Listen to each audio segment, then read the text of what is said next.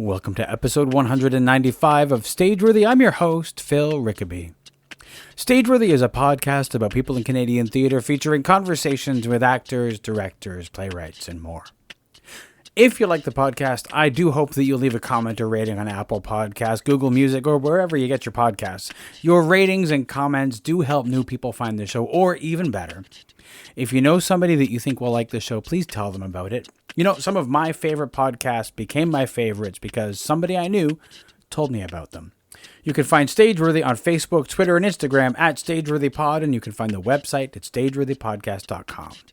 If you want to drop me a line, you can find me on Twitter and Instagram at Phil Rickaby, and my website is philrickaby.com. This week, another Hamilton Fringe episode as I sit down with Brian Jansen of You Want It What Way, a boy band tale, which is on now. Check your Hamilton Fringe listings for dates, times, and tickets.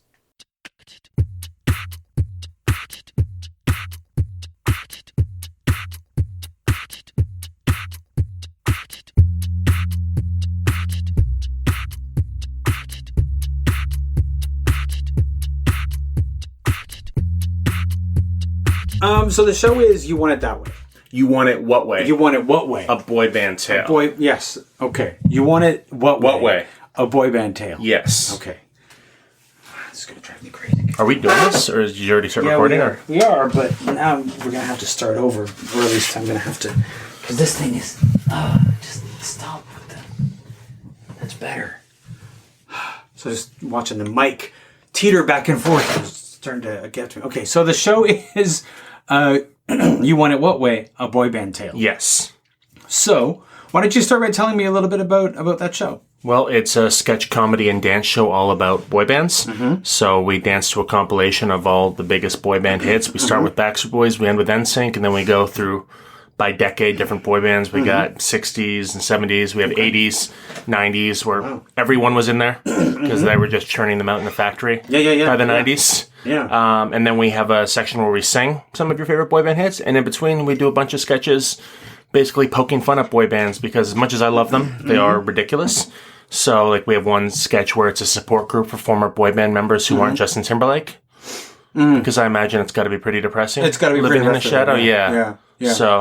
So it's got a little bit of, if you love dancing, you'll love the show. Even if you hate boy bands, you're going to love the show because we make fun of them incessantly. Yeah. So they're kind of easy targets because they're pretty much all of them manufactured entities, right? Like it's not like on average, a bunch of guys didn't get together and decide to form a band together. In a lot of cases, they were brought together to be manufactured. In some cases, like Boys to Men, New Edition, 98 Degrees, they all formed themselves. I know there's other examples, but and there's the stereotype that they can't sing, which a lot of them can, but you see those bad ones, and then all of a sudden it starts to you start to associate them with everyone else. But no, they are an easy target. But I also genuinely love them, so this show is a love letter to that, but also. Yeah, I know. I'm a 30-year-old man dancing to this stuff. But it's a little bit easier to poke fun at something that you love, right? I mean, there's something about that because it's not cruel, right? It's like if you're poking fun at something that you don't particularly enjoy, it comes from a place of cruelty. When it comes from a place of love, you can kind of be meaner, but like more truthful about it. Oh, for sure. I'm not afraid of, offending anyone because I genuinely love all these guys and these songs. And I mean, Mel Brooks, not that I'm comparing myself to him at all. When he did his parodies, for the most part, he loved the genres he was parodying. And you could see the, like, there's some people who would, like, if they did a show and they didn't know what they would make fun of all the broad aspects of it, but we go a little more detailed because I really am very knowledgeable about this and love it, so I can get more in depth. Well, a parody, you can't really parody something unless you know it really well. Yeah. Otherwise, it's obvious and boring. Yes. So, like, Mel Brooks stuff works because of the brilliance of it, because he knows what he's talking about, and he knows what he's parodying in a way that somebody who's just like a broad comedy would not. Yeah, if you didn't know much about it, it would be very surface level, and after 5 minutes, it'd be like, okay, yeah, I get it. Do you have anything else to offer? So, exactly. I agree with what you're saying. No, this is not, you're going to be doing this at the Hamilton Fringe Fest. Yes. But this is not the first time that you've performed this show. No, it's not. So the first time you performed it was 2017? In November 2017, Yeah. we rented out a theater, the 918 Bathurst Center, and we put it on there. So it was a completely independent theater project. And now we're back with a mostly new cast, not because there was any drama or anything, just with a show like this, one of our dancers, he is traveling all over Canada right now, judging for a dance competition. Wesley's doing a bunch of other musicals, and he's a carpenter. Elia teaches dance all over the place. And Adam was going to be in the show. He's still our choreographer and producer, but he got offered to choreograph for a Power Rangers musical. Oh, go figure. So that's really big. Yeah. So yeah, you can't turn that down. Yeah, so I understood. Yeah. So, for a second, I thought there was going to be like boy band drama. That's the reason why. Oh yeah, no, we're not talking. No. I hate them all so much. I wish them nothing but hell. But yeah, of course, yeah. I mean the show they went solo. That's what we'll say. They went solo. They went solo. A show like this that comes from a place of love. No, that's obviously what inspired it. But after performing something the first time, you learn a lot by putting something in front of an audience. Yeah. So what did you learn about this show, putting it in front of an audience the first time? The actual performance of it or making of it? Both. Okay, yeah. Both. As far as the performing, sometimes with something like this, I used to do stand-up comedy, and there you can go to every open mic and test out material. The audience doesn't necessarily need context, but with a show like this, it's hard to go down to a comedy bar and say, hey guys, so we're doing a show about boy bands, so let me put you in the right headspace and then try out these sketches sometimes. Right. Also, when you have 4 other guys, it's really tough to coordinate schedules that way. It's like, hey guys, we're going to go to an open mic with 3 people and see how these jokes fly. Sure, yeah. We learned what jokes were working, what wasn't. We really learned what audiences were responding to, and they were mostly enthusiastic. Yeah. So now we're upping the dance quotient. We still have the sketches, but we took out a couple, just because with Fringe, you've got a hour or really 55 minutes because you never want to go over. But that's also the great thing about the show is it's not a typical, there's not really a plot. It's all hinged together by boy bands. So we have sketches, singing, dancing, so we can really customize it for anything. We can take out a few things. We can go down to a comedy club, take out the dancing. We can do a corporate gig and just do Backstreet Boys and NSYNC dancing if they want us to.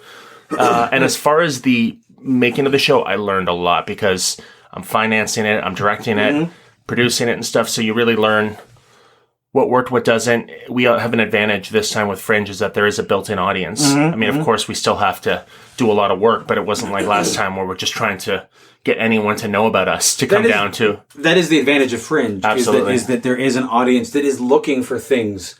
They're actively looking for things to see. Yeah. Whereas if you're self-producing outside of a festival, people aren't actively looking for things to go to. You kind of have to coax them, give them a reason to, here's a good reason why you should not stay home and watch Netflix tonight. Come and see a show. Did you find that a challenge the first time? We did.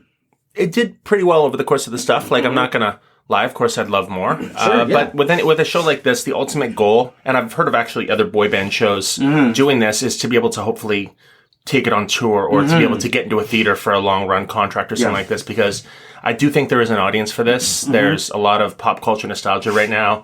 Backstreet Boys, I mean, they never left, but they're number one again. You've got all these boy bands reuniting. we're at that perfect age now. I'm 30, and a lot of the people I grew up with are around that age where they have fond memories of growing up with it. And plus, we have songs from we have the Beatles in there, we have the Temptations and New Kids on the Block, so it does appeal to an older demographic as well, I think. All of the, I've noticed recently, as many of the 90s bands as possible are finding a reason to get back together. I saw the Spice Girls did their reunion show in England and all that stuff, and I was in Vegas about a year ago, and Boyz II Men was playing in Vegas, and like there's all of these, the nostalgia factor is pretty huge. Backstreet Boys just had the biggest residency of all time there. Right. That's pretty crazy. So, or at least fastest selling, I think. But so the nostalgia factor is huge. I think you're right. As a generation gets into its 30s and 40s, and it starts to look back and think about the music that they grew up with, that sort of comes out again and becomes popular. Absolutely. Yeah. In terms of this show, I mean, obviously, as you mentioned, like your love of boy bands was sort of the start of it. Yes. How did that become? You know what? I love this so much. We should turn this into a show. I was doing a Fringe show a few years ago, And I enjoyed the process of working on it, but I was trying to think forever about, okay, if I was going to direct and create a show, what kind of show would I like to do?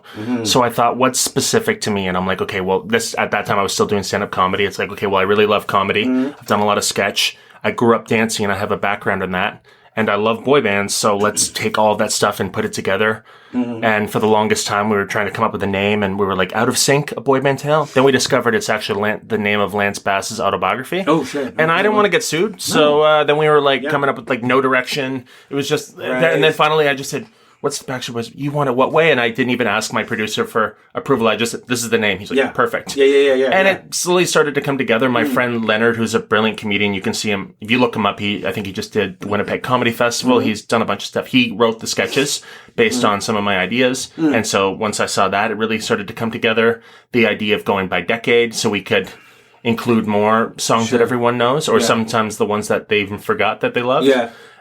We couldn't do the singing section last time just because of technical challenges with the venue. So that venue is pretty echoey. Yeah. We were worried about feedback issues and stuff like that because audiences can forgive a misstep or misline, but if you sound bad because of feedback and stuff, it wasn't worth doing. So this time we're going to be singing for the 5-minute section. We're not dancing and singing at the same time. I don't think any of us would survive. No. Well, they might. I wouldn't. Yeah. What venue are you in at the Hamilton Fringe? We're at the Westdale. It's a big venue. It's like 345 seats. Is that the theater that they show movies there? The movie theater but then I think this is like it for it this year. Is it? It's not going to be a venue for Fringe anymore? It's closing. I think it's closing entirely after this. Oh, wow. Yeah. Which is too bad because I think it just sort of was introduced last year and people loved it as a venue, and so that's why it's back again, and now I think the owner is like so many people who run small theaters there, or like movie theaters, independent movie theaters. It's hard to get people in, I think. Yeah, absolutely. Well, I'm glad we got this venue. It wasn't the one we asked for. So it's a lot bigger than we were expecting. So guys, please come out. We got to fill it or it's going to look sad. Yeah, what was the venue that you were hoping for? Oh, why can't I remember the name of it anymore? It's not Zoetrope. That's Francis Ford Coppola Studio. Zoetic or something like that. Okay. But the one we were looking for sat 100. This one seats 345, which is great because if we can fill anything close to that, it's because this show is half comedy show, half concert. So it would provide a really good atmosphere. Yeah. It's. I mean, I've performed for Fringes in large theaters, and it's always a little bit daunting. But if you can fill it, it's certainly worthwhile. Yeah. We got a bigger stage now, so we can really move around. It'll be good. Yeah. Oh, yeah. It's full-on intricate dancing. They're all professional dancers. We have our choreographer's professional. This isn't just swaying side to side. We're really going for it. I have a question for you. I might have an answer. So you've brought, like you meant, like the people who were in it the first time, they're going off to choreographing this and dancing and that sort of thing. Did you have a dance background? Yeah. Okay. That's actually how I got into performing. I was incredibly shy as a kid, and I started watching old Backstreet Boys and NSYNC performances, and then started teaching myself the choreography based on that. And then I performed in my first talent show at 10 or something to NSYNC. And so, this is really going back a while for me. And that kind of broke me out of my shell. And then that led me to acting and then to comedy. So it's been, like, I remember my first day of high school, I was checking can't remember what it was, the information center, figuring out what credits do I need to get into the acting for film and television program in college. Like, I was that kind of nerd. Right. So it all started with Backstreet Boys and NSYNC. So it kind of feels like full circle. Did you, after you did that first performance, did you go into dance lessons, or I mostly taught myself, and I'm not going to mention the name of the studio. I did take hip hop classes for a year, and I didn't like it because they were really rude to me, and there was a lot of class divide there where it's like I didn't come for money and they did, and they treated me differently. Okay. Yeah. If you were the studio owner's kid, you got a solo. Right. And she had 7 kids, so it was pretty hard to hide the nepotism. Right, yeah. Not going to mention their name or what town it was in, but so it's just that kind of dissuaded me from that. So I never pursued it professionally like some of the other guys, but I've always done it. Yeah. And then you said that, how did dance lead to acting for you? Okay, so my mom took me to singing lessons because I was convinced that I was going to be in the next big boy band. Right, okay. And at 13 or whatever age I was, my voice was changing and stuff like that. And for whatever reason, I just wasn't a great singer at that time. And my mom told me one day, she's like, honey, you were a fantastic dancer. You could probably backup dance for the Backstreet Boys. You're a terrible singer. You should find something you love to do that you're good at. Now, I am better now. I don't want people to not come to the show because they think I'm going to be bad. No. And so I discovered acting through that, and I was like, okay, I'm good at this. Yeah. And my mom didn't discourage me from that, so I kept going with that. And then a few years after moving to Toronto, about 2013, I started doing stand-up comedy. Right. And yeah, it all just came together. Was that a disheartening conversation to have with your mom when she said, "I don't think you're a good singer"? Were you convinced that you were? At that time, probably, yeah. I mean, I know how to sing from my diaphragm now, and please don't ask me to sing on. No. Okay. It's not the kind of show. But no, I wasn't disheartened because it's not like she was saying, "Hey, your dreams are unrealistic." She was just saying, you know, she was probably honest. You see too many people who audition for those talent shows and their parents are like livid that Simon Cowell told them they were bad because your kid is perfect. How could there be anything wrong with them? Well, I mean, it's certainly healthy to be to be able to be realistic about a child's talent, which is something I think you're right. I think is sometimes in low supply. But that doesn't change the fact that it can be a very difficult conversation to have, and that sometimes some kids might be disheartened. So you must have had. I was upset at the time, sure. I mean, I think a lot of actors were all frustrated rock stars. Like, there's nothing like performing in front of a huge crowd like that. When you see like Backstreet Boys just sitting in front of a huge arena of screaming girls, like that's. I always enjoyed doing the dancing and getting the screams from that. So sure, we all eventually came to the conclusion that theater was not going to get us that reaction for the most part. Yeah. Unless you create a show in which you can be a boy band and have we can rip our shirts off whenever we want. It's fringe. We can do whatever we want. Yeah, you can actually. Yeah. We might not wear clothes for the whole show. I don't know. We'll see how good of shape I get during rehearsals. All right then. Have rehearsals started yet? Or we start tomorrow. Oh wow! Okay. Morning, yeah. Okay, because that's when this airs. It will be. I mean, you will have had some performances under your belt. So when is this going up? This will go up. I think second week of Fringe. Okay, Hamilton Fringe. So it'll catch you a wave at the second. Okay, yeah. So guys, rehearsals went great. Shows have been sold out. Get your tickets now while you can, guys. I can't emphasize that enough. Yeah. In terms of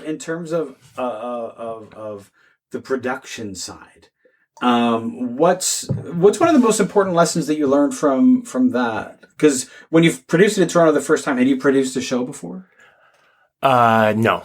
Yeah? I hadn't. I mean, I'd directed some stuff in high school, but no, nothing on this scale. I think the biggest thing I learned was to be really prepared and organized, because once the ball gets rolling, there's so much stuff to do that it can feel daunting, and you realize, oh no, I should have had this sent out a couple weeks ago. I should have had the press release done by then. So I made like a whole list for myself of what I need to get done, when it needs to get done by, so that especially come time for rehearsals and performance, I can just focus on being on stage with the guys and not have my director hat on and all that other stuff. Yeah, no, so that's certainly important. Organization's really, really important. And did you discover that through trial and error the first time, or? Yeah, trial and error, because I was marketing it myself. There, you just, what was I trying to say about it? You're gonna edit out the dead air, right? No, I'm just kidding. No, we're keeping it in. No, you just learned through marketing that there were certain things that were working, certain things that weren't. Our poster last time was going to be us on a dumpster, with the dumpster was going to be on fire, and then there was going to be a label that said our careers. Right. So it was going to like be a joke like that, but with the graphic designer, we just couldn't get the graphics right. So we ended up using a photo of us standing in front of this wall, and it looked really cool. But then we realized there was a disconnect in the marketing, because we're trying to advertise a comedy show, but the poster actually looked like we were a genuine boy band. Right. Like, we were like, we're so cool, even though we weren't. Right. But so people were actually thought we were in a band or stuff. So there was a disconnect there. So, okay, I learned next time we do a poster, it's got to be clear that it's a sketch comedy dance show. Yeah. So yeah, you just learn that through marketing, you want to make sure people aren't confused about what you're selling to them, that everything's congruent with what you're trying to impart to people. Yeah. If that makes sense. Yeah, it does. It does. I mean, and because for a Fringe festival, there's sort of like a different level of advertising that's necessary, because I think because there is an audience that's looking for a show, you can learn how to get really concise with your messaging, but you also have a little bit of an easier time getting the audience out. Like we mentioned, that because the audience is actively looking for things. But then there's also the challenge of there's a lot of shows all playing at once. When you've got the poster board, what can we do to make ours stand out? And I think the premise of our show does stand out, but you know, we made sure the poster this time was very consistent, and it is clear it's a comedy. So yeah. No, it's super important. I mean, there can be sometimes a feeling of competition at the fringe in a fringe festival where sometimes you can feel like you are in competition with other people. But I've always sort of felt like that regardless of the size of a fringe, whether it's Toronto or Hamilton or some of the massive ones like Edmonton or Winnipeg, yes, there's a lot of shows happening at once, but like we're not in competition because the audience finds the show, right? True. And I've really felt that way in a lot of the fringes that I've done, and especially when you find the fringe family always comes together, which is a great thing. Have you mentioned doing a fringe show before? I've been in a few. I was in a 90s sketch show, Hey 90s Kid You're Old, which is still running now with slightly different casts as well. And so that was a great experience and very similar to what kind of inspired what I'm doing now, but a more specific subject about it. Yeah. And also, you discover when you talked about fringe that you're not really in competition, that sometimes you can have a show opening night and it's not that full, but the show gets really good reviews or something, and word of mouth really kicks in, and sometimes you can see the audience really start to multiply every night. Word of mouth is super important at fringe in a way that we don't see in outside of festivals, because people talk about shows in a way that they don't when it's not a fringe festival or another theater festival, which is always interesting to me. Like when we did the show last time, you're not getting a lot of walk-ups at an independent show, but with fringe, walk-ups are a huge part of it. Oh yeah, so absolutely. It really can make a difference. Yeah. And again, there's a grassroots aspect to promoting this show, which doesn't happen at other times. You don't walk up to people at another theater and start talking about your show when it's not fringe. Well, I've done that, but I'm also not a very good person. So. No, I've never done that. Right. In terms of how you're preparing for this show, and both in the production aspect where you've got all your checklist of what needs to happen when, but also going into rehearsal. How are you preparing both like mentally, physically, and just with effort to get ready for everything? Trying to get my diet in check. Yeah. Starting to stretch, because I know I'm not old, but at 30, the body just isn't moving the same way that it did when I was, in high school doing these talent shows and stuff. So making sure that every night after the show, I can get back up and do it again the next day. So aspirin, doing yoga, stretching. I've lost 10 pounds in the last month. So I'm getting ready to go, and I feel like a lot of weight's going to come off during rehearsals because we're going to be dancing up a storm. Yeah. Also preparing because the singing's going to come after a dance number, so making sure that we're not out of breath. So that'll be interesting. And then also during sketches that we're not screaming all of our lines because we're out of breath from dancing. So there's a lot of just practical stuff like that. Yeah. Mostly stamina. Yeah. Well, I mean, it's also, there's also the, after a show, what do you do? And how you take care of yourself during a fringe, because some fringes are bigger on the partying than others. Montreal, for example, is very big on the partying. We have to still, in addition to performing, you still have to take care of yourself so that you can do it the next day, when you're done. Well, I'm the designated driver because I'm driving some of the people from Toronto, and they're probably not going to want to stick around and party. And I have the lowest tolerance ever for alcohol, so I'm going to be very boring. You're going to be good. You're going to be fine. Yeah. I always found. The drive from Hamilton to Toronto to Hamilton can be a bit sticky because you never know when the traffic's going to happen. Exactly. So it's when I was performing my show at the Hamilton Fringe on the first day, we went out for they have the big preview night, and we left at 2:00 in the afternoon, and we hit traffic, and we didn't arrive until about 6:00. Jesus. So it can be quite an ordeal at times. So yeah. There's not going to be a whole lot of partying going on. It's going to be me hopped up on aspirin the whole show, and then sleeping afterwards, or bathing in a tub full of ice. But we actually have a pretty relaxed schedule. Like, we only have a couple days where it's back-to-back performances, and then we get a day off usually in between. Are you doing more than one performance? How is that? We're doing 7 shows. Right. Over, how long does it go? From July 18th to 28th or something? Yeah, we have our first show on the 19th, and I think we have a day off after that. Okay. And then after the 21st, we have another day off, and then I think is where it goes back-to-back. So, yeah, it's pretty relaxed. That's not too bad. Maybe they looked at what we were doing. They're like, "Oh, these boys are going to be tired. Let's go." You're probably just very lucky. Because in a lot of cases, it's about what fits where. Yeah. Well, we lucked out then. But that's good. That's good because you do need those days off, especially with a physical show. The day off bemes super important for sure. Yeah. And we're still all working jobs and. That's trying to keep up with that. Yeah. And, still doing promo in between. And so it's never really when you're an adult, there's no such thing as a day off. No. But yeah, a day off from actually doing the show. That'll be a nice break. Yeah. Do you have promotional plans on those days off, or are they going to be true days off? No, there'll probably be promo stuff. I'll probably be we'll have videographers recording. I'll probably be editing promo footage. And the cool thing, too, that we have an advantage that fringe shows don't is sometimes we can break the fourth wall and talk to the audience. Yes, yeah. Like during the singing section, we can be, we're going to be serenading the audience, talking to them. I can be filming Instagram live videos from the stage, getting everyone to lift their phones up like we're in Madison Square Garden. So there'll be a lot of cool angles that you can't really get. You can't break the fourth wall during Shakespeare. You can't usually do that in a regular show. You can't. You can't usually. People don't usually like you to taking Instagram videos when you're on stage. Yeah. Unless the show is about that. Yeah. What do you? Is there something you're hoping to learn about the show this time? Because you learned a lot the first time that you did it. What are you hoping to learn performing at this new time? That's an interesting question. I've never done harmony multi-part harmonies before, so I'm gonna be interested if I can make my voice blend with the other guys and sound like we could be Boyz II Men or something like that. So that'll be. I've sang a lot, but I've never done that, so that'll be interesting. I just want to see. I want to learn what the reaction from people is going to be because we did get a good turnout last time, but with a venue like this, we there's a lot of seats we can fill, and I really want the word of mouth to kick in and see if we can really make this a concert atmosphere. See if we can get people on their feet. Yeah. I don't know if that sounds like a surface level answer, but with a boy band show, I don't know how deep I can really get with it. But yeah, but even surface stuff is like something that you're learning from the show, right? There's always something that a show teaches you every time you do it. I want to learn if I can take my shirt off during the show and not get laughs, that's a fair, unintentional laughs.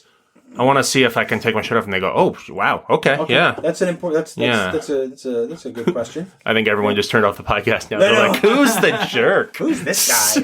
Who's this guy?" In terms of getting ready for Fringe, you've got your press release, you've got all that stuff. You got a kick-ass poster.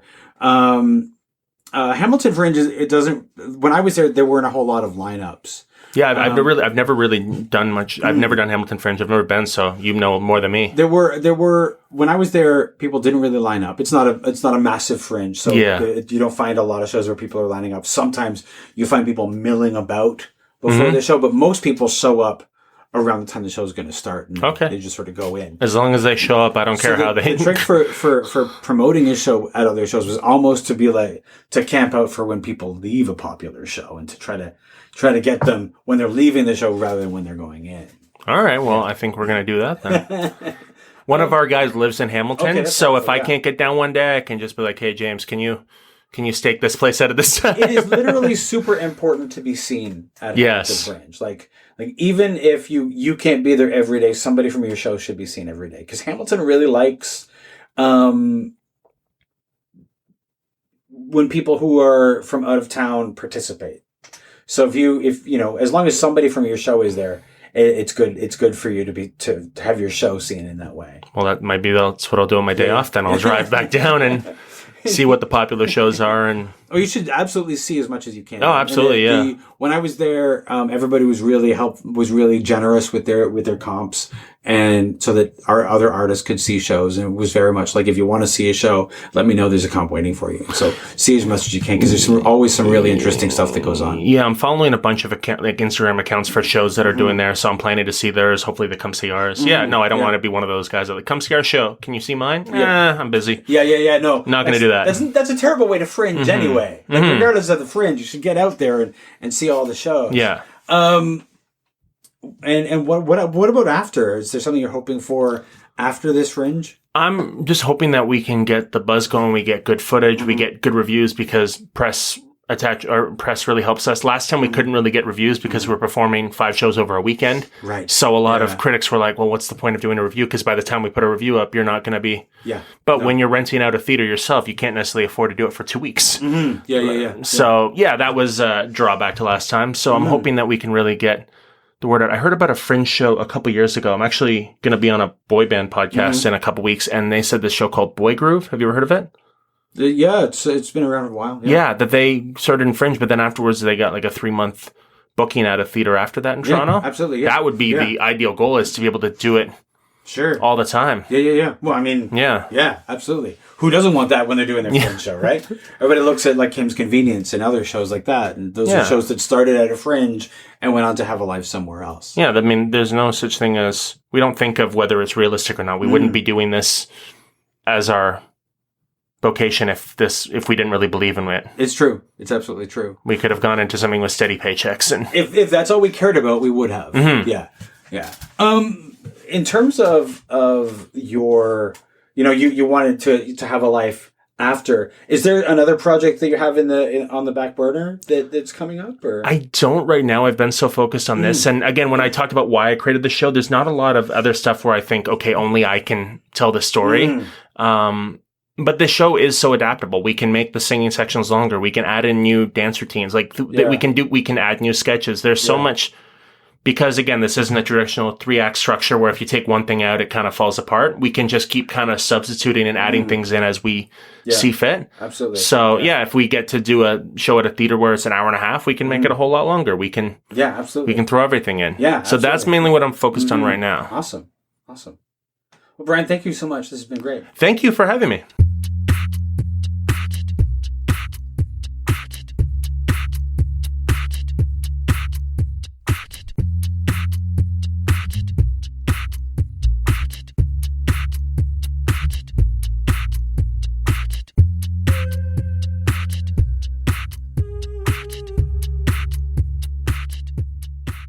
This has been a Homebody Productions production.